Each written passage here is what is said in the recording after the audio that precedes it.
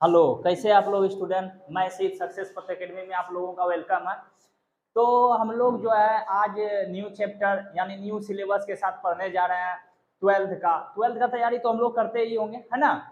तो जैसे मैंने बोला था कि ये जो सक्सेस पथ एकेडमी है, यहाँ पे सारे चीज़ों की पढ़ाई होगी। जैसे आप लोग ट्वेल्थ किए, ट्वेल्थ के बाद आप लोग कहाँ जाते हैं कंपटीशन करने। तो कंपटीशन के लिए भी दूसरे जगह जाने की जरूरत नहीं है, अपना सक्सेस पथ एकेडमी है, यहाँ पे सारे टीचर है, सारे टीचर आप लोगों को बताएंगे। तो आज हम लोग जो है ट्वेल्थ का चीज पढ़ने जा रहे हैं, यानी ट्वेल्थ को पढ़ने जा रहे हैं। तो आज आप लोगों को क्या बनती है कि आज से आप लोग जो है रेगुलर इस क्लास में रहिए और रेगुलर वीडियो अपलोड होगा, कंटेंट एकदम सॉलिड रहेगा, आप लोगों की पढ़नी है। तो हम लोग पहले सिलेबस देखते हैं ट्वेल्थ की, ठीक है। Syllabus for class 12। तो पहली बात क्या है, सिलेबस जानना है। तो सिलेबस के अकॉर्डिंग हम लोग क्या करेंगे, स्टडी करेंगे, ठीक है। तो पहला चैप्टर जो है इसमें मेरे अनुसार, अकॉर्डिंग टू माई, मेरे अनुसार तो चैप्टर पहला इसमें आपको फंक्शन पढ़ना चाहिए, है ना। फंक्शन बहुत इंपॉर्टेंट चैप्टर है। क्या इसका नाम, फंक्शन। दूसरा टॉपिक है रिलेशन। रिलेशन और फंक्शन ये दोनों रिलेटेड है। जब आप 11th पढ़ रहे होगे सेट थ्योरी, ठीक है, फंक्शन और रिलेशन। इसके बाद तीसरा है बाइनरी ऑपरेशन। चौथा है इनवर्स सर्कुलर फंक्शन, जिसे हम ट्रिगोनोमेट्री में यहाँ पढ़ रहे थे, वहां पे यहाँ पे उसका इनवर्स पढ़ना है। क्या पढ़ना है, इनवर्स सर्कुलर फंक्शन। और 5 नंबर में है, 5 नंबर में मैट्रिसेस पढ़ना है। क्या पढ़ना है, मैट्रिसेस। 5 नंबर में आप लोगों को मैट्रिसेस पढ़ना है। 6 नंबर में डिटर्मिनेंट पढ़ना है।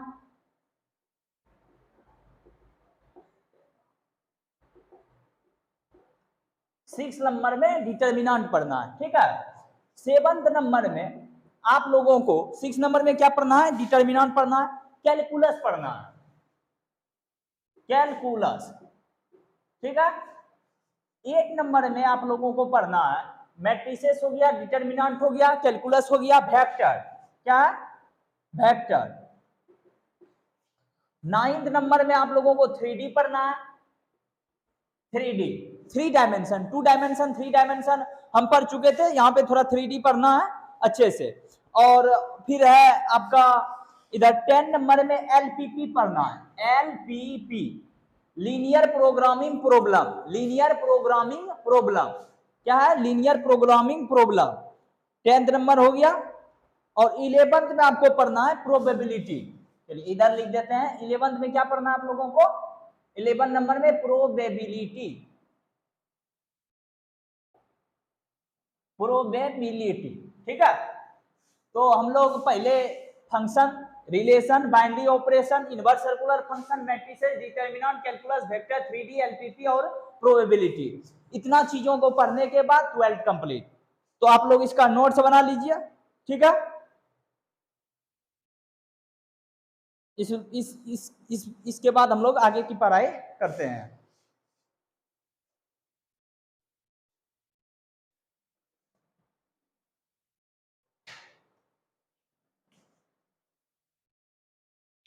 चलिए हो गया, तो इसको मिटाया जाए। देखिए सब इंपॉर्टेंट है, सबसे मेन इंपॉर्टेंट इसमें क्या है आपको हम बताते हैं। सारी चीज इंपॉर्टेंट है, लेकिन मेन हमको कैलकुलस पढ़ना है। कैलकुलस बहुत समय लंबा खींचा जाता है, कैलकुलस को अच्छे से पढ़ना चाहिए, है ना। 50% ये इन्वर्स करता है पूरे चीजों में। इसके बाद हम लोग मैट्रिसेस, डिटर्मिनेंट ये सब क्लियर करेंगे। तो अभी हम लोग जो है शुरू करेंगे मैट्रिसेस। क्या शुरू करेंगे, मैट्रिसेस। अपना टॉपिक क्या है, मैट्रिसेस। तो आज हेडिंग डालिए आप लोग मैट्रिसेस। मैं आप लोगों को कुछ बुक सजेस्ट कर देता हूं जो बनाने के लिए अच्छा है। इसे तो हम पढ़ाएंगे, लेकिन उससे आप हेल्प ले सकते हैं बनाने के लिए, ठीक है। बुक्स में आपको आ जाएगा, बुक्स अगर आप लेना चाहते हैं बुक्स, तो सबसे पहले आप एनसीईआरटी बनाइए। एनसीईआरटी बनाइए, ठीक है। 1 नंबर में एनसीईआरटी ये तो बनाइए। यह आपका आता है केसी सिन्हा। क्या आता है, केसी सिन्हा। केसी सिन्हा की बुक आता है मार्केट में, ठीक है। केसी सिन्हा का 3 टाइप बुक है। एक रस्तोगी का आता है, एक आता है रस्तोगी का, एक आता है आपका इडुवाइजर का, ठीक है। और एक आता है आपकी इसकी बुक स्टूडेंट फ्रेंड। क्या आता है? स्टूडेंट फ्रेंड की ये बुक्स आती है, ठीक है। केसीसी नाम में 3 बुक्स आता है, रस्तोगी, इडुवाइजर और स्टूडेंट फ्रेंड। तो हम लोग जो है इसमें या तो रस्तोगी का आप ले लीजिए, या स्टूडेंट फ्रेंड का, इसको हम लोग इसको पढ़ेंगे, ठीक है। नहीं तो लालजी प्रसाद का आप ले सकते हैं, लालजी प्रसाद, इसका भी सही रहता है। ये तो आप लोग दास गुप्ता का ले सकते हैं, दास गुप्ता, ठीक है। ये भी इतना बुक मार्केट में उपलब्ध है। केसीसी ना ठीक रहता है, जेई नीट सब जेई के लिए भी इंपॉर्टेंट है ये। चलिए हम लोग अब हम पढ़ते हैं, जो हमारा टॉपिक है आज का क्या है? मैट्रिसेस। चलिए हेडिंग डालिए matrices.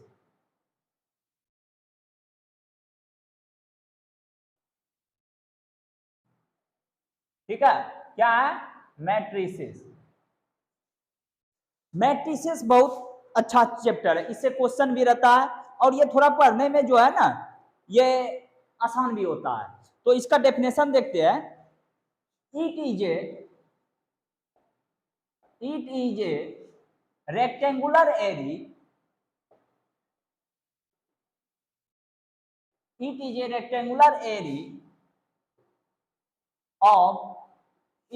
rectangular area of mn elements it is a rectangular area of mn elements arranged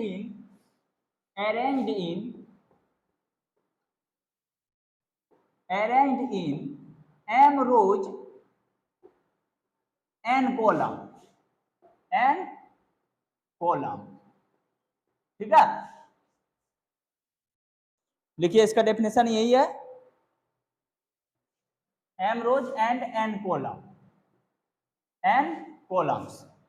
It is a rectangular area of mn elements arranged in m rows and n columns। इसे हम arrange करते हैं। आगे जैसे जैसे पढ़ेंगे आपको इसकी डेफिनेशन समझ में आएगी, ठीक है। अब लिखिए it is written as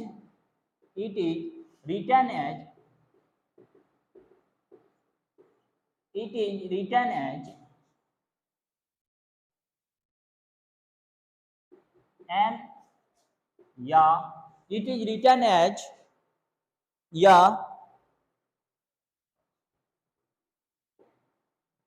mn, ठीक है। देखिए इसको हम ऐसे लिखते हैं या तो ऐसे लिखते हैं या फिर इसे कभी कभी ऐसे भी लिखा जाता है, लेकिन यहाँ पे मैं ज्यादातर इसको ऐसे ही लिखा जाता है। It is written as this या दिस, ठीक है। ज्यादातर हम लोग यहाँ इसका यूज करेंगे। आप लोग इसको लिखिए पहले।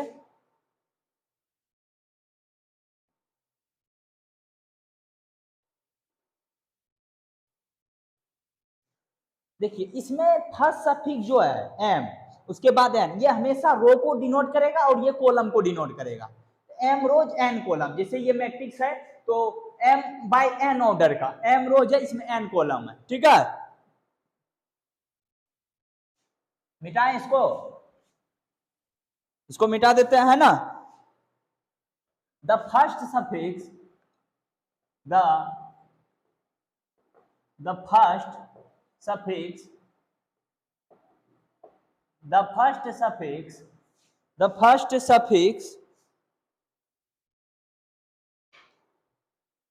is always the first suffix is always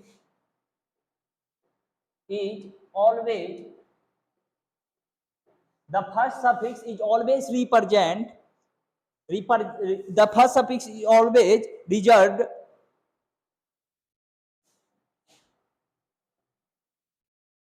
represent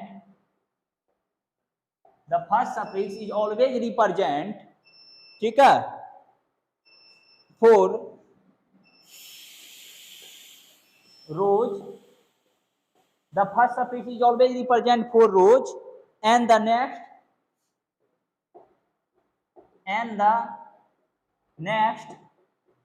for column and the next for column।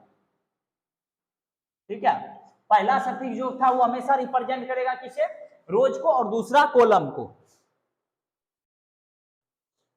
ठीक है, जैसे हम लोग लिखते हैं वी राइट,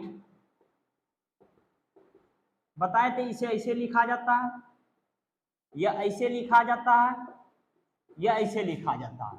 इससे देखिए मैट्रिसेस में इसका कोई मीनिंग नहीं है, ये मात्र इसके ब्यूटी से है, इट्स ब्यूटी ओनली फॉर, ये जो चीज है only for its beauty, only for its beauty के लिए है, ओनली फॉर इट्स ब्यूटी, इसके ब्यूटी के लिए, और इसका कोई मतलब नहीं है। And have no other meaning, and have no other meaning.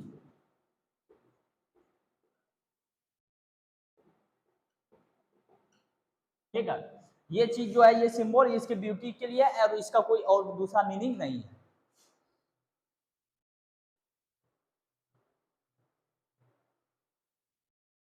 चलिए इसको आप लोग नोट्स लिखिए।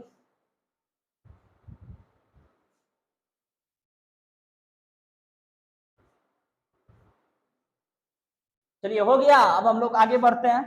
ठीक है, देखिए मैट्रिक्स का एक और डेफिनेशन हम बताते हैं जो कि तगड़ा डेफिनेशन है। मैट्रिक्स इज आल्सो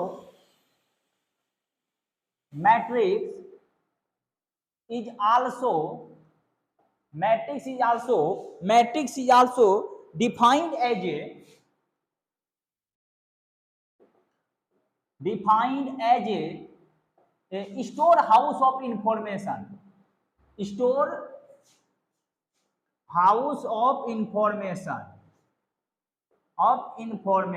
ठीक है, ये जो है सूचनाओं का स्टोर है, स्टोर हाउस ऑफ इंफॉर्मेशन, ये भी इसका डेफिनेशन है।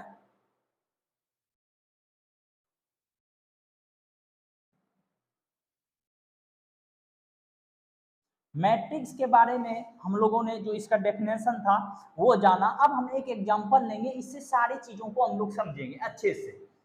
चलिए हम एक एग्जांपल ले रहे हैं, इसको हम अच्छे से सारी चीजों को क्या करेंगे, इससे समझेंगे। एग्जाम्पल के थ्रू से सारी चीजों को हम समझेंगे जो अभी तक मैंने लिखा। जैसे है 1 2 3 4 5 6। बताइए मैट्रिक्स को पहले इस सिंबल से लिखते हैं, लिखा, फिर इसके अंदर एलिमेंट है। ठीक है, तो पहले हम बोल रहे थे रो होता है तब कॉलम होता है। तो बताइए ये कितने ऑर्डर का मैट्रिक्स है? जैसे वहां पे m/n ऑर्डर का था, यहाँ पे कितने ऑर्डर का मैट्रिक्स है बताइए। पहले रो होता है तो एक रो, दो रो, ये रो होता है, ये क्या होता है रो, 1 रो 2 रो, और आगे आएगा 3 रो, ऐसे चलते जाएगा। और ये कॉलम होता है 1 कॉलम 2 कॉलम 3 कॉलम। तो बताइए कितने ऑर्डर का मैट्रिक्स है? 2/3 ऑर्डर का मैट्रिक्स है। कितने ऑर्डर का? 2/3, क्योंकि इसमें 2 रो और 3 कॉलम है ना। जैसे एक हम और मैट्रिक्स लेते हैं, ये जैसे मैट्रिक्स है मान लेते हैं, ठीक है, A B C D E F G H, ये मैट्रिक्स है। बताइए कितने ऑर्डर का है? पहले रो होता है तो रो कितना, 1 2 3 4 रो है, 2 कॉलम है, 1 2, तो 4/2 ऑर्डर का ये मैट्रिक्स है। कितने का? 4/2 ऑर्डर का ये मैट्रिक्स। ये 2/3 ऑर्डर का है, वो 4/2 ऑर्डर का मैट्रिक्स। ठीक है,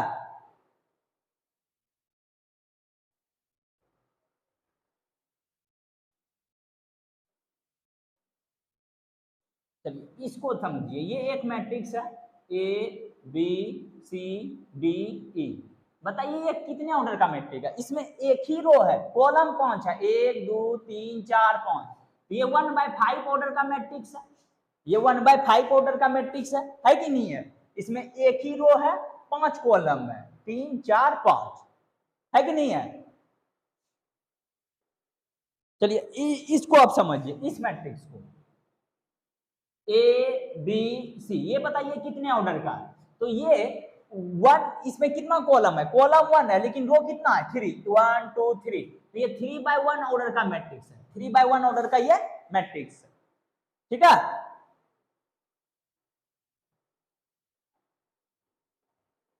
चलिए अब हम बताए थे कि matrix is also defined as store house of information, तो उसको हम क्या कैसे बताते हैं, देखिए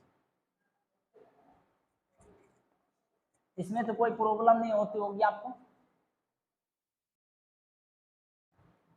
समझ में आ रहा है सारे स्टूडेंट्स को।